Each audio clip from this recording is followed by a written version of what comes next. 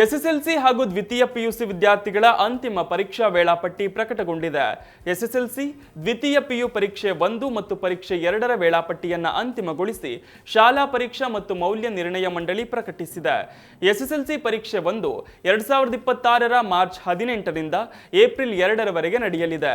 SSLC ಪರೀಕ್ಷೆ 2 ಮೇ 18ರಿಂದ ಮೇ 25ರವರೆಗೆ ನಡೆಯಲಿದೆ.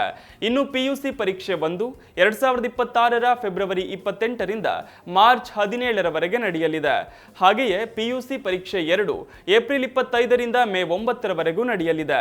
2025-26ನೇ ಸಾಲಿನ ಎಸ್ಎಸ್ಎಲ್ಸಿ ಹಾಗೂ ದ್ವಿತೀಯ ಪಿಯುಸಿ ಪರೀಕ್ಷೆ 1 ಮತ್ತು ಪರೀಕ್ಷೆ 2ರ ಅಂತಿಮ ವೇಳಾಪಟ್ಟಿಯನ್ನು ವೆಬ್ಸೈಟ್ನಲ್ಲಿ ಪ್ರಕಟಿಸಲಾಗಿದೆ.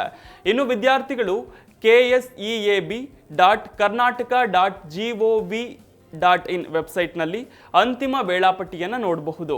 ರಾಜ್ಯದ ಎಲ್ಲ ಪದವಿ ಪೂರ್ವ ಕಾಲೇಜುಗಳ ಪ್ರಾಂಶುಪಾಲರು ಹಾಗೂ ಪ್ರೌಢಶಾಲಾ ಮುಖ್ಯ ಶಿಕ್ಷಕರು ತಮ್ಮ ಶಾಲಾ ಕಾಲೇಜುಗಳ ನೋಟಿಸ್ ಬೋರ್ಡ್ನಲ್ಲಿ ವೇಳಾಪಟ್ಟಿಯನ್ನು ಪ್ರಕಟಿಸಿ ವಿದ್ಯಾರ್ಥಿಗಳಿಗೆ ಮಾಹಿತಿ ನೀಡಲು ತಿಳಿಸಲಾಗಿದೆ.